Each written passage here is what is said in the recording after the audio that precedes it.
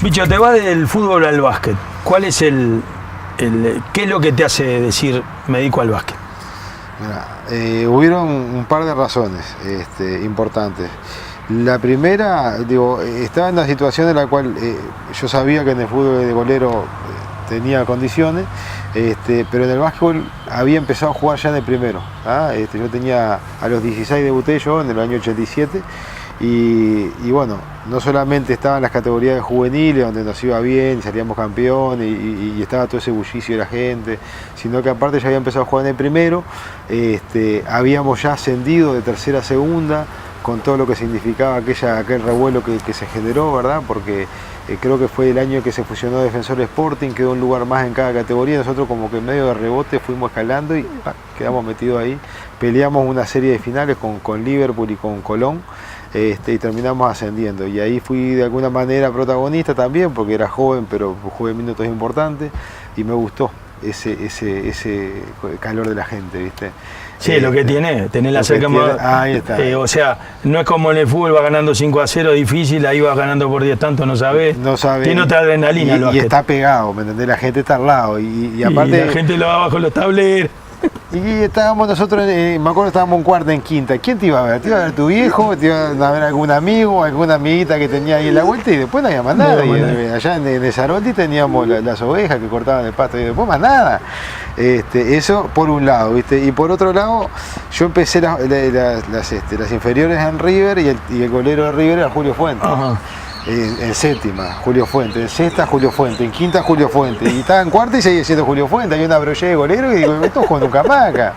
Y esa fue la otra razón. Y una tercera razón que también me motivó, yo estaba terminando ya la etapa del liceo y terminando también la etapa de inglés también, y empezaba facultad, ¿no? Facultad de medicina era lo que yo quería hacer. Y el fútbol, ya empezaban a haber concentraciones, porque ya estábamos pisando tercera división, y en la concentración en aquel entonces no se medía estudio, no se medía nada, siempre eran muy pocos los que estudiaban. Ahí está, entonces había que ir y punto, entonces tenía que de alguna manera abandonar el estudio y no quería, ¿no? Entonces todo ese conglomerado me llevó a que eligiera el básquetbol, y bueno, creo que uno siempre dice, nunca sabe cómo te hubiera podido ir por el otro camino. Pero por no estoy conforme porque cumplí las metas que, si no todas, por lo menos la mayoría de las que me había trazado, ¿no? Pegás un buen salto, por lo menos en lo que era institucionalmente de sus historias. La llegada a Huelcan es un hito importante para vos. No, sin duda. Primero vamos a hacer una salvedad ahí. Mucha gente cree que yo me fui a la selección uruguaya estando en Huelcan, y yo me fui a la selección de Uruguaya estando en Estocolmo. Primero fui eliminado de 4 selecciones juveniles, me puse terco y dije voy a estar acá, pero ya la cuarta vez que me eliminaron dijeron los eliminados son, yo ya me había ido porque ya sabía que me tocaba. Pero bueno, después en algún momento el Cacho Perreta y Víctor, y sobre todo el Cacho, que fue era el que veía más las categorías inferiores, vio algo en mí, y cuando surgió el tema de hacer una citación de mayores para algunos torneos Sub-1 95 en Asunción, que ese es un título que pocos conocen que tenemos, me citaron y ahí quedé. Y a partir de ahí seguí 13 años en la selección, pero fui desde Estocolmo, del año 94 fue que entré en la selección. Y bueno, después sí, desde el punto de vista institucional hubo un cambio cualitativo importante, porque allá en Estocolmo, era profesional para entrenar, pero para cobrar, te imaginás, cobrábamos, en aquella época me estaba casando, así que cobré, me acuerdo, con la heladera, el calefón y otro electrodoméstico más. Sí, era como el profesionalismo de Uruguay con Europa. Ahí está, una cosa así. Y bueno, y en Huelcan llegué y... A nivel fútbol, quise decir, ¿no? Llegué en Huelcan y te podés imaginar, me dijeron que acá vas a cobrar los 9 o los 8, creo que era. Digo, no me van a dar toda la plata junta, me viene un ataque, páguenme la mitad ahí, la mitad a fin de mes, porque no estoy acostumbrado. Y eran dólares, ¿viste? En aquel entonces eran dólares. Yo los dólares nunca los había visto, los dólares. Una cosa increíble. Y te daban de a $100. Yo, ¿qué hago con estos $100? ¿Sabés cómo me lo llevé el primer día, en el primer sueldo? Que me acuerdo que eran $900. Me lo llevé, pero me los puse en el cinturón y arranqué. No, es una cosa increíble. La verdad que Y claro, me cambió la vida, porque ahí sí pasé a cumplir aquel sueño que yo tenía. Que había escuchado lo del principio, del tato, del peinado, todo eso. Quiero vivir de esto. Y seguía estudiando todavía medicina y eso, porque no había abandonado ese sueño, pero ya estaba, había conseguido lo que quería. Y bueno, ¿Lo seguís teniendo el sueño de la medicina? Y mirá, yo hice media carrera de medicina. El sueño siempre lo tenés, pero después la vida, los tiempos te condenan, ¿viste? Tengo una hermosa familia, una gran familia, con 4 hijos, y bueno, vos sabés que hay que estar un poco, no solamente pendiente de los sueños de uno, sino también ya cuando tenemos una responsabilidad, también están los sueños de los otros, ¿no? Claro. Así que... ¿Les inculcaste a tus hijos el deporte también? Sí, sí. Pues yo sé, digo, de lo de tus hijos, pero la gente no. No, mirá, mi hija Camila, que hoy tiene 20 años, tuvo una hermosa carrera de handball, hoy está ahí en eso de... Viste que el deporte femenino acá en Uruguay no es como uno en el básquetbol que puede decir yo voy a vivir de esto. Lamentablemente son contadas con los dedos de las manos que las mujeres que pueden, no acá en Uruguay, obviamente se tienen que ir del país para poder vivir el deporte, pero ella hizo sus selecciones de handball y le fue muy bien.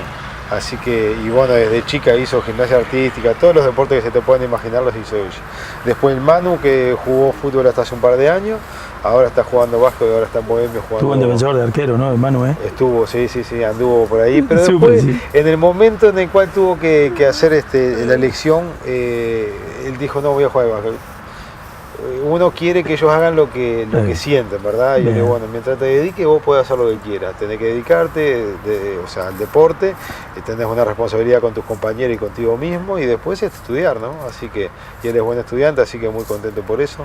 Después está Angelina, que es la nena de mi señora, pero es como si fuera mía.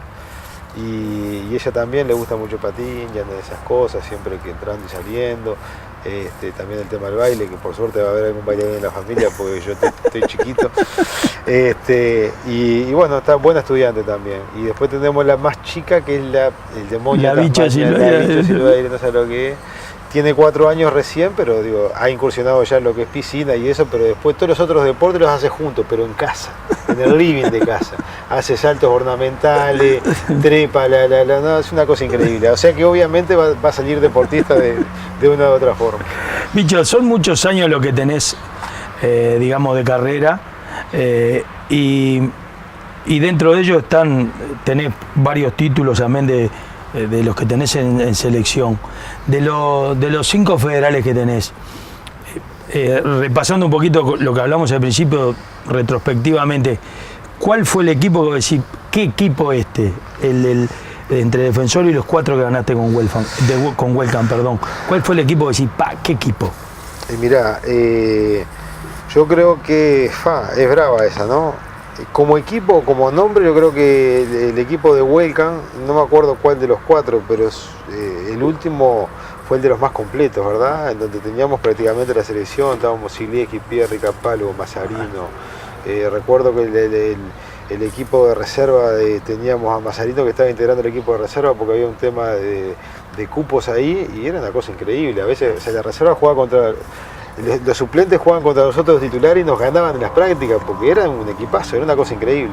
Yo creo que ese fue el equipo más... Estaba Treoli Owens como extranjero, ese era el equipo más duro, ¿no? Incluso a nivel internacional competimos con bastante éxito, trajeron algún extranjero importante, por ahí.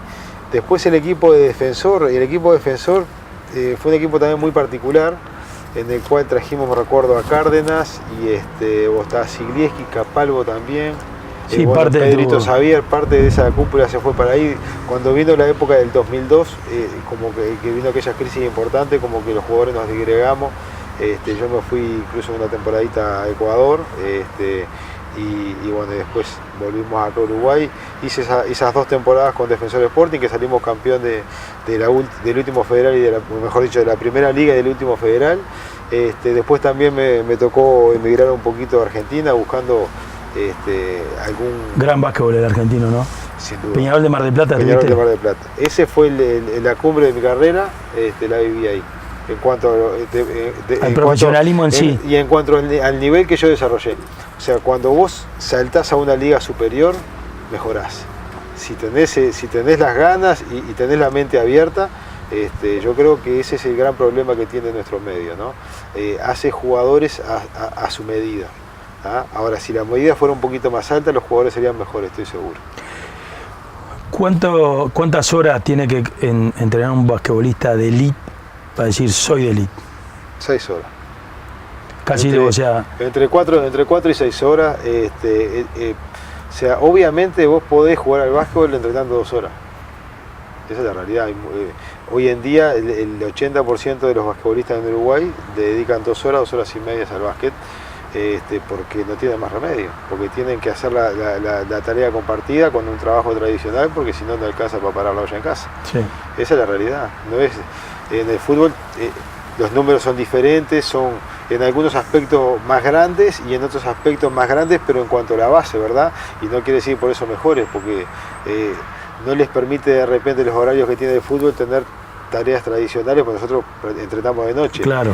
Pero yo sé que la pasan jodido en el fútbol. Sí.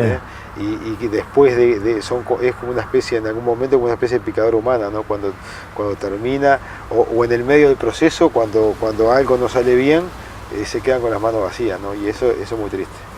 Bicho, hay un tema, siempre me picó como decir, yo considero que el tiro libre es como el penal. O sea, hay diferencia de entorno, lo que fuera, pero digo, yo creo que con el lanzamiento libre vos peleas contra vos. Sí, claro. En el otro tenés una oposición. Y también pienso que la práctica diaria en número, en cantidad, en calidad, hace que se llegue casi a la perfección.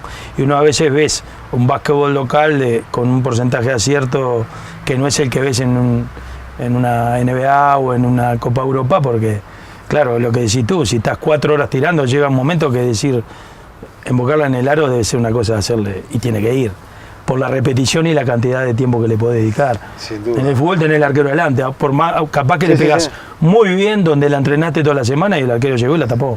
Claro, ahí está el componente técnico y de repetición, que yo los pongo todos juntos, y después está el componente psicológico, ¿no? Sí, el emocional. Que ese es el que más cuenta.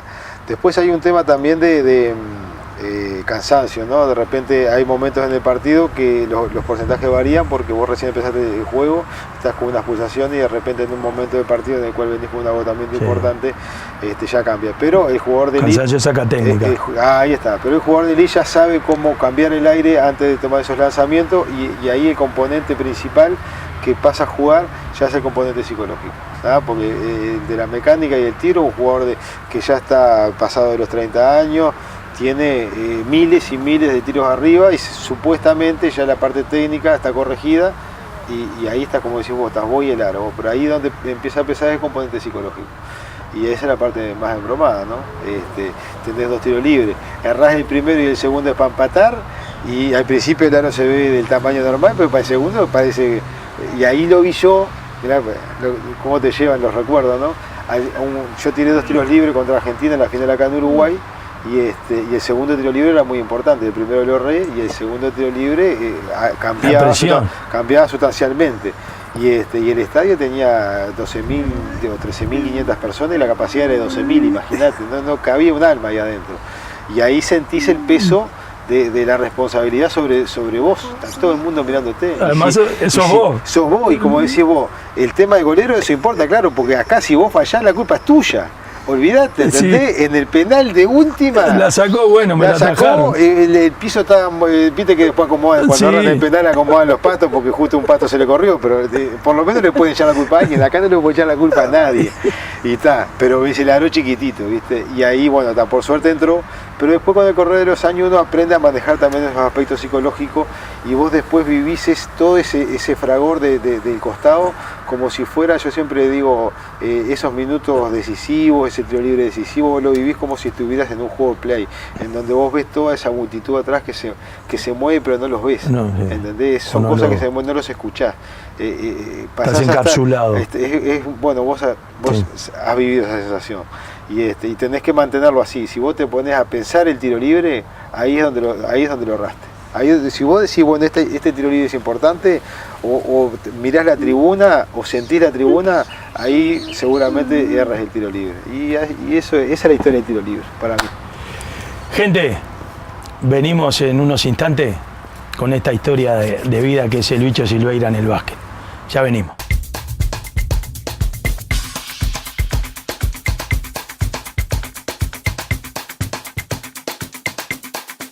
Estando en Huelcan, y yo me fui a la selección de Uruguaya estando en Estocolmo. Primero fui eliminado de 4 selecciones juveniles, me puse terco y dije voy a estar acá, pero ya la cuarta vez que me eliminaron dijeron los eliminados son, yo ya me había ido porque ya sabía que me tocaba. Pero bueno, después en algún momento el Cacho Perreta y Víctor, y sobre todo el Cacho, que fue era el que veía más las categorías inferiores, vio algo en mí, y cuando surgió el tema de hacer una citación de mayores para algunos torneos sub 1.95 en Asunción, que ese es un título que pocos conocen que tenemos, me citaron y ahí quedé. Y a partir de ahí seguí 13 años en la selección, pero fui desde Estocolmo, en el año 94 fue que entré en la selección. Y bueno, después sí, desde el punto de vista institucional hubo un cambio cualitativo importante, porque allá en Estocolmo, era profesional para entrenar, pero para cobrar, te imaginás, cobrábamos, en aquella época me estaba casando, así que cobré, me acuerdo, con la heladera, el calefón y otro electrodoméstico más. Sí, como el profesionalismo de Uruguay con Europa. Ahí está, una cosa así. Y bueno, y en Huelcan llegué y... A nivel fútbol, quise decir, ¿no? Y llegué en Huelcan y te podés imaginar, me dijeron que acá vas a cobrar los 9 o los 8 creo que era. Digo, no me van a dar toda la plata junta, me viene un ataque, páguenme la mitad ahí, la mitad a fin de mes, porque no estoy acostumbrado. Y eran dólares, ¿viste? En aquel entonces eran dólares. Yo los dólares nunca los había visto, los dólares. Una cosa increíble. Y te daban de a $100. Yo, ¿qué hago con estos $100? ¿Sabés cómo me los llevé el primer día, el primer sueldo? Que me acuerdo que eran $900. Me los llevé, pero me los puse en el cinturón y arranqué. No, es una cosa increíble. La verdad que... y claro, me cambió la vida, porque ahí sí pasé a cumplir aquel sueño que yo tenía. Que había escuchado lo del principio, del tato, del peinado, todo eso. Quiero vivir de esto. Y seguía estudiando todavía medicina y eso, porque no había abandonado ese sueño, pero ya estaba, había conseguido lo que quería. Y bueno, ¿lo seguís teniendo el sueño de la medicina? Y mirá, yo hice media carrera de medicina. El sueño siempre lo tenés, pero después los tiempos te condenan, ¿viste? Tengo una hermosa familia, una gran familia, con 4 hijos, y bueno, vos sabés que hay que estar un poco, no solamente pendiente de los sueños de uno, sino también ya cuando tenemos una responsabilidad, también están los sueños de los otros, ¿no? Claro. Así que... ¿Les inculcaste a tus hijos el deporte también? Sí. Pues yo sé, digo, de lo de tus hijos, pero la gente no. No, mirá, mi hija Camila, que hoy tiene 20 años, tuvo... una hermosa carrera de handball, hoy está ahí en eso de, viste que el deporte femenino acá en Uruguay no es como uno en el básquetbol que puede decir yo voy a vivir de esto, lamentablemente son contadas con las dedos de las manos que las mujeres basquetbolistas en Uruguay le dedican 2 horas y media al básquet, porque no tienen más remedio, porque tienen que hacer la tarea compartida con un trabajo tradicional, porque si no alcanza para parar la olla en casa. Sí. Esa es la realidad, no es en el fútbol. Los números son diferentes, son en algunos aspectos más grandes y en otros aspectos más grandes, pero en cuanto a la base, ¿verdad? Y no quiere decir por eso mejores, porque no les permite de repente los horarios que tiene el fútbol tener tareas tradicionales, porque nosotros entrenamos de noche. Claro. Pero yo sé que la pasan jodidos en el fútbol. Sí. Y que después es como una especie, en algún momento, como una especie de picadora humana, ¿no? Cuando termina, o en el medio del proceso, cuando algo no sale bien, se quedan con las manos vacías, ¿no? Y eso es muy triste. Bicho, hay un tema que siempre me picó, como decir, yo considero que el tiro libre es como el penal. O sea, hay diferencia de entorno, lo que fuera, pero digo, yo creo que con el lanzamiento libre vos peleas contra vos. Sí, claro. En el otro tenés una oposición. Y también pienso que la práctica diaria en número, en cantidad, en calidad, hace que se llegue casi a la perfección. Y uno a veces ves un básquetbol local con un porcentaje de acierto que no es el que ves en una NBA o en una Copa Europa, porque, claro, lo que decís tú, si estás 4 horas tirando, llega un momento que decir, embocarla en el aro debe ser una cosa de hacerle, y tiene que ir, por la repetición y la cantidad de tiempo que le podés dedicar. Sin duda. En el fútbol tenés el arquero delante, por más, capaz que le pegás muy bien donde la entrenaste toda la semana y el arquero llegó y la tapó. Claro, ahí está el componente técnico y de repetición, que yo los pongo todos juntos, y después está el componente psicológico, ¿no? Sí, el emocional. Que ese es el que más cuenta. Después hay un tema también de cansancio, ¿no? De repente hay momentos en el partido que los porcentajes varían porque vos recién empezaste el juego, estás con unas pulsaciones y de repente en un momento del partido en el cual venís con un agotamiento importante, ya cambia. Pero el jugador de elite... Cansancio saca técnica. Ahí está. Pero el jugador de elite ya sabe cómo cambiar el aire antes de tomar esos lanzamientos y ahí el componente principal que pasa a jugar ya es el componente psicológico, ¿sabes? Porque de la mecánica y el tiro, un jugador que ya está pasado de los 30 años, tiene miles y miles de tiros arriba y supuestamente ya la parte técnica está corregida y ahí está, como decimos, estás vos y el aro, pero ahí donde empieza a pesar es el componente psicológico. Y esa es la parte más embromada, ¿no? Tenés 2 tiros libres, errás el primero y el segundo es para empatar y al principio el aro se ve del tamaño normal, pero para el segundo parece... Y ahí lo vi yo, mirá cómo te llevan los recuerdos, ¿no? Yo tiré 2 tiros libres contra Argentina en la final acá en Uruguay y el segundo tiro libre era muy importante, el primero lo erré y el segundo tiro libre cambiaba sustancialmente y el estadio tenía importantes. La primera, estaba en una situación en la cual yo sabía que en el fútbol de golero tenía condiciones, pero en el básquetbol había empezado a jugar ya en el primero. Yo tenía, a los 16 debuté yo en el año 87 y bueno, no solamente estaban las categorías juveniles donde nos iba bien, salíamos campeones y estaba todo ese bullicio de la gente, sino que aparte ya había empezado a jugar en el primero, habíamos ya ascendido de tercera a segunda, con todo lo que significaba aquel revuelo que se generó, ¿verdad? Porque creo que fue el año que se fusionó Defensor Sporting, quedó un lugar más en cada categoría, nosotros como que en medio de rebote fuimos escalando y quedamos metidos ahí, peleamos una serie de finales con Liverpool y con Colón, y terminamos ascendiendo, y ahí fui de alguna manera protagonista también, porque era joven, pero jugué minutos importantes, y me gustó ese calor de la gente, ¿viste? Sí, lo que tiene, tener la cerca más. Ahí está. O sea, no es como en el fútbol, va ganando 5-0, difícil, ahí vas ganando por 10 tantos, no sabés. No sabés. Tiene otra adrenalina. Y está pegado, ¿me entendés? La gente está al lado. Y aparte. Y la gente lo va abajo los tableros. Y estábamos nosotros, me acuerdo, estábamos en cuarta, en quinta. ¿Quién te iba a ver? ¿Te iba a ver tu viejo? ¿Te iba a ver algún amigo, alguna amiguita que tenía ahí en la vuelta? Y después no había más nada. Allá en Zarolti teníamos las ovejas que cortaban el pasto y después más nada. Eso por un lado, ¿viste? Y por otro lado, yo empecé las inferiores en River y el golero de River era Julio Fuentes. Ajá. En séptima, Julio Fuente, en sexta, Julio Fuente, en quinta, Julio Fuente, y estaba en cuarta y seguía siendo Julio Fuente. Hay una brollera de golero y digo, esto juego nunca más acá. Y esa fue la otra razón. Y una tercera razón que también me motivó, yo estaba terminando ya la etapa del liceo y terminando también la etapa de inglés también, y empezaba facultad, ¿no? Facultad de medicina era lo que yo quería hacer. Y el fútbol, ya empezaban a haber concentraciones, porque ya estábamos pisando tercera división, y en la concentración en aquel entonces no se medía estudio, no se medía nada, siempre eran muy pocos los que estudiaban. Ahí está. Entonces había que ir y punto, entonces tenía que de alguna manera abandonar el estudio y no quería, ¿no? Entonces todo ese conglomerado me llevó a que eligiera el básquetbol, y bueno, creo que uno siempre dice, nunca sabe cómo te hubiera podido ir por el otro camino. Pero por no estoy conforme porque cumplí las metas que, si no todas, por lo menos la mayoría de las que me había trazado, ¿no?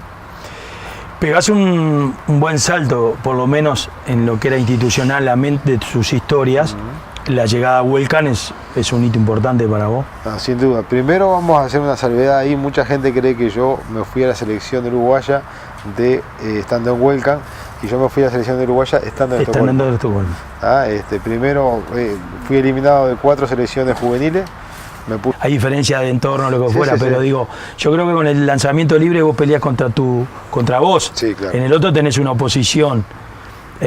Y también pienso que la práctica diaria, en número, en cantidad, en calidad, hace que se llegue casi a la perfección. Y uno a veces ves un básquetbol local con un porcentaje de acierto que no es el que ves en una NBA o en una Copa Europa, porque, claro, lo que decís tú, si estás 4 horas tirando, llega un momento que decir, embocarla en el aro debe ser una cosa de hacerle, y tiene que ir. por la repetición y la cantidad de tiempo que le podés dedicar. Sin duda. En el fútbol tenés el arquero delante, por más, capaz que le pegas muy bien donde la entrenaste toda la semana y el arquero llegó y la tapó. Claro, ahí está el componente técnico y de repetición, que yo los pongo todos juntos, y después está el componente psicológico, ¿no? Sí, el emocional. Que ese es el que más cuenta. Después hay un tema también de cansancio, ¿no? De repente hay momentos en el partido que los porcentajes varían porque vos recién empezaste el juego, estás con unas pulsaciones y de repente en un momento del partido en el cual venís con un agotamiento importante, ya cambia. Pero el jugador de elite... Cansancio saca técnica. Ahí está. Pero el jugador de elite ya sabe cómo cambiar el aire antes de tomar esos lanzamientos y ahí el componente principal que pasa a jugar ya es el componente psicológico, ¿sabes? Porque de la mecánica y el tiro, un jugador que ya está pasado de los 30 años, tiene miles y miles de tiros arriba y supuestamente ya la parte técnica está corregida y ahí está, como decís vos, estás vos y el aro, pero ahí donde empieza a pesar es el componente psicológico. Y esa es la parte más embromada, ¿no? Tenés 2 tiros libres, errás el primero y el segundo es para empatar y al principio el aro se ve del tamaño normal, pero para el segundo parece... Y ahí lo vi yo, mirá cómo te llevan los recuerdos, ¿no? Yo tiré 2 tiros libres contra Argentina en la final acá en Uruguay y el segundo tiro libre era muy importante, el primero lo erré y el segundo tiro libre cambiaba sustancialmente. Y el estadio tenía 12.000 o 13.500 personas y la capacidad era de 12.000, imagínate, no cabía un alma ahí adentro. Y ahí sentís el peso de la responsabilidad sobre vos, está todo el mundo mirándote. Además, sos vos. Y como decís vos, el tema de golero, eso importa, claro, porque acá si vos fallás la culpa es tuya. Olvidate, ¿entendés? Sí. En el penal de última. La sacó, bueno, me la sacó. El piso estaba. Viste que después acomodan, cuando agarran el penal acomodan los patos porque justo un pato se le corrió, pero por lo menos le pueden echar la culpa a alguien. Acá no le pueden echar la culpa a nadie. Y está, pero se la aro chiquitito, ¿viste? Y ahí, bueno, está, por suerte entró. Pero después con el correr de los años uno aprende a manejar también esos aspectos psicológicos y vos después vivís todo ese fragor del costado como si fuera, yo siempre digo, esos minutos decisivos, ese tiro libre decisivo, vos lo vivís como si estuvieras en un juego de play, en donde vos ves toda esa multitud atrás que se mueve pero no los ves, ¿entendés?